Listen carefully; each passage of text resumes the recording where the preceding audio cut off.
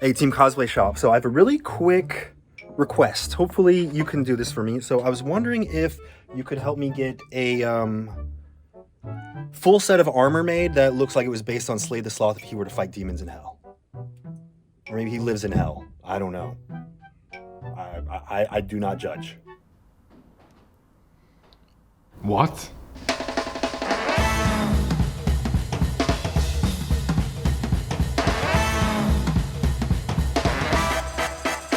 So every now and then we make a YouTuber armor on this channel. This can mean that we pour a YouTuber's personality in a design like we did with the PewDiePie armor, or it can mean we just make an armor based on a franchise like we did with the Most Critical armor. For the PewDiePie armor we worked in hyperspeed and made the whole thing in 4 days. The Most Critical armor took us 3 months, and this one took us way longer, a bit too long. Anthony gave us the assignment to make an armor based on his mascot, called Slay the Sloth. This task was given to the 3 of us. You have Mistfane, a design student and a very competitive cosplayer who is known for competing in almost like every competition ever. There is Cyber Wizard, a very experienced cosplayer and community guy who just knows how to make it work. And there is Sky Shark, that's me, who mostly makes tutorials and will be trying to put this whole project into a video. Every armor we ever did starts with a design. Good thing we have a design student on our team.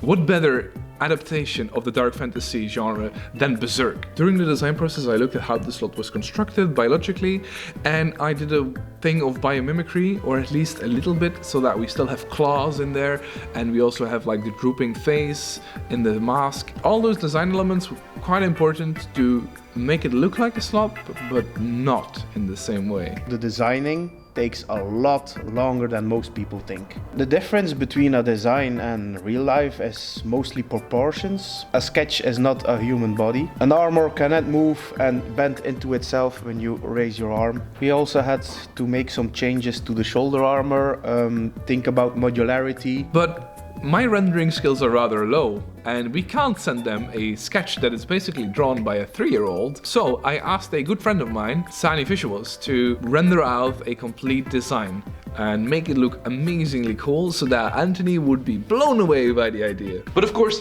we don't know how to make this in real life. This is not a blueprint. So we have to create our own blueprint. And for that, there are a couple of interesting techniques that you can use as well. Such as wrapping your torso in bubble wrap or in plastic wrap and then covering it with tape so that you can just sketch the pattern on top. You can use bubble wrap if you want to increase the mass of your body, or you can just use plastic wrap if it has to be body tight. For the material we're using EVA foam, which is 5mm. It is perfect for the job that we're doing right now because it adds bulk but not too much bulk, so it's a rather slim yet strong armor.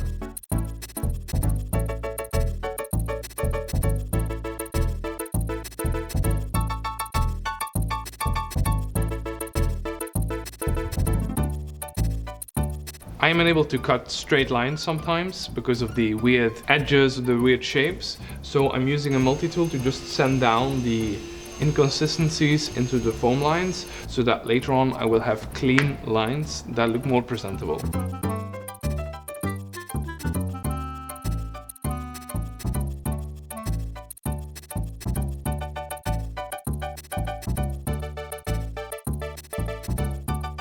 While Mistfane is creating and designing the whole suit, I'm going to start off with the axe. For this, I scaled up a design Mistfane already made. Now that's a big boy. So now that we have our blueprint on paper, we can start off creating the spine by 3D printing it with our shiny CR30 belt printer. I printed it in 2 halves, so I had to glue those together, and then I added some foam coat as a primer. This will give it a more bone-like texture.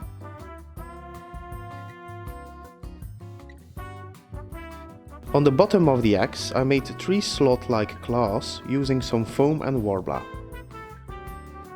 I made the axe head out of 10mm high-density foam and glued everything together using contact cement.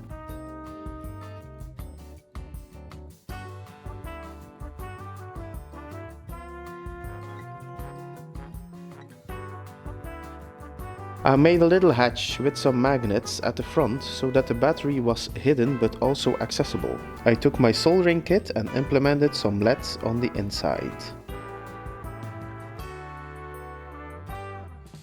For the backside I used some LED foam since that part will light up with red LEDs. And I also added some straps using black foam and dremeled in a ragged texture.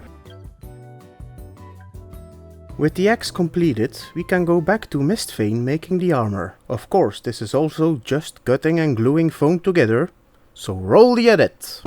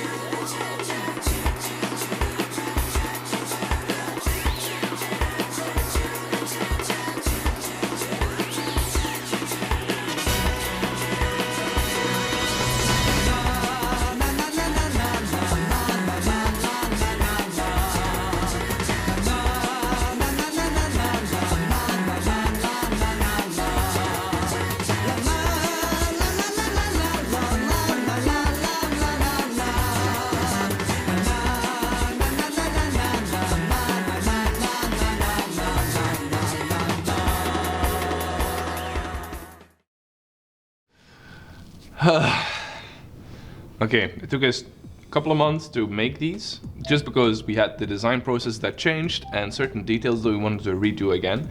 But eventually we ended up with all these pieces of foam. Yet they look like a sloppy bunch together. Now, strapping, the way of attaching it to a person, is going to be the key feature that make all these pieces of armor fit together into one epic piece. We don't know how we're going to do it, but we at least know what we're going to use, which are these buckles and these straps, which you can just get here. You're wondering, Mistvein, why are you using buckles? They do not look medieval at all. Well, we have them available in the shop and it's a very easy procedure, and eventually if we put them together in the right way, it will look stylized together with the armor.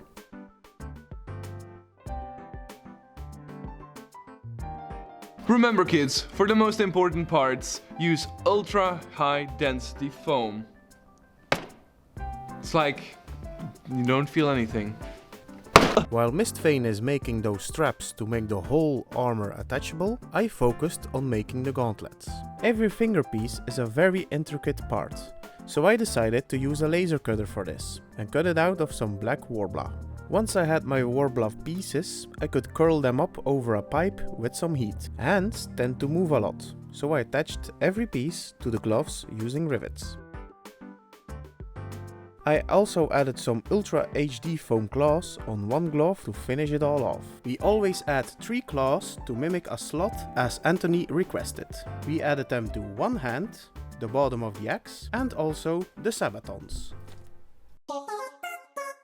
Okay, so I said I was only filming the whole thing, but I did actually make something too. We have all the armor pieces, we have the axe, and Mistvein is almost done with all the strapping, but we are still missing something, and that is the helmet. After making like 5 different prototypes, I finally found what I wanted. I especially spent a lot of time making those bat wings you see under the eyes. I also did a lot of Dremel work on the rest of the mask to really give it a bone-like texture. But a mask is not a helmet, so I grabbed some UHD foam and made the backside. I didn't even need glue for this part because I attached everything using some studs.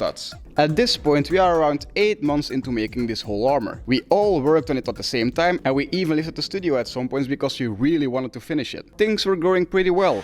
Maybe a bit too well. Uh-oh. So when we were finally starting to craft in hyperspeed, we told Anthony that the armor would be finished in 3 weeks. But then a power surge happened at the shop, and now we ended up at Cyber Wizard's place. So after the foam build, it's done, the shape is there, yet it's still too clean. You can add texture with it by using Flexbond or other paints, but if you want to have a really rough texture that catches all the paint later on, we'll have to start dremeling it. So we start drawing the process of dremeling on the armor itself, and see where and which parts we want to highlight and make sure to remove on a later process.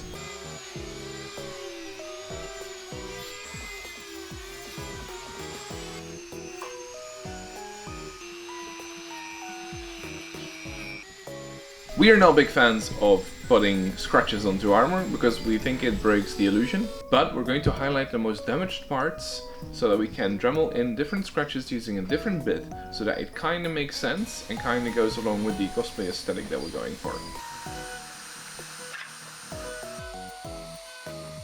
We've been working hard all day to make sure that this Dremeling is done. Now that our electricity is back, we can work at the shop again. So now that we're done with Dremeling all the damage in the armor, we can start the painting process. But before we can paint, we have to prime. We came up with the idea to mix some Flex Bond with our Panther Black Cos paint. This made our primer very thick. I applied it by dabbing it on with a sponge. Mistfane was gone for a few weeks, so I had all the time in the world to prime the whole costume by hand. I gave it about 2 layers in total. So while I was away, Cyber Wizard did literally all the priming. And now that I'm back, we're going to start tackling the paint job. We're going to go through it layer by layer so you understand why we're doing it, and so that you may understand that there is a certain technique to it that may come in useful if you try it yourself. We started applying some oil paints in the nooks and crannies to make it look even more dirty. If you wouldn't know it, you wouldn't even see it. You wouldn't even know that it's there. But perfection is in the details, and that's what we're going for. Before doing any highlights, we gave the whole thing a coat of satin Lucas spray. This gave the whole costume a dark metallic look, with a nice shine on it. To finish it off, we started dry brushing everything with pure silver Cos paint. Get paint on your brush, get rid of most of it and brush the edges. The Dremel work we did before at my place really started to shine.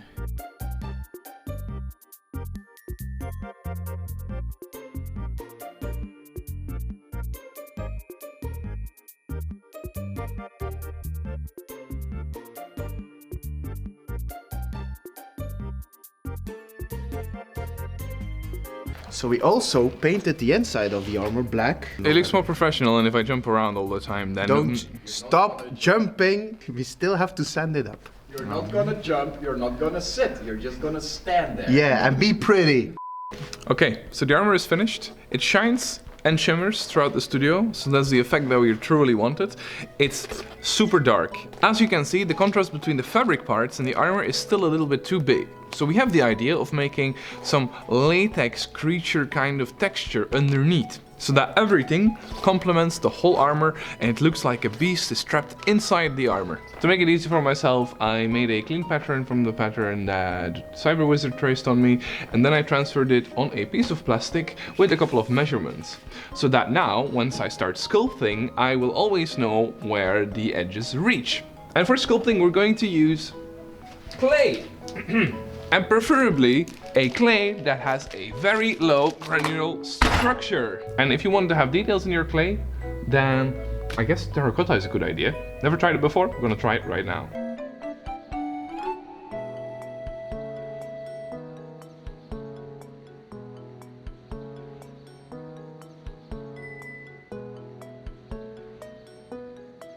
When I'm done sculpting, I mix up some plaster and just pour it on top of my subject. After 3 layers, it becomes really sturdy, but you can also reinforce it with some burlap in between the layers. We used small pieces of wood for this. Once the plaster was solid, it was time to remove all the clay and clean the plaster mold with some water. I mixed up my latex with some acrylic paint to get the right color and poured it into the mold. Then I did some rotor casting to get the latex in the right places. When almost dry, it's time for a second layer of latex. And when completely dry, I removed the latex from the mold, cut off the excess parts, and got it on my costume by using latex as a glue, since latex bonds to latex. Now that everything is strapped and painted, the only thing that was left to do was for Mistfane to make a cape. I also included some LEDs in the helmet and shoulder part of the costume. I'm really proud that the LEDs and the helmet add a lot to the whole look of the costume.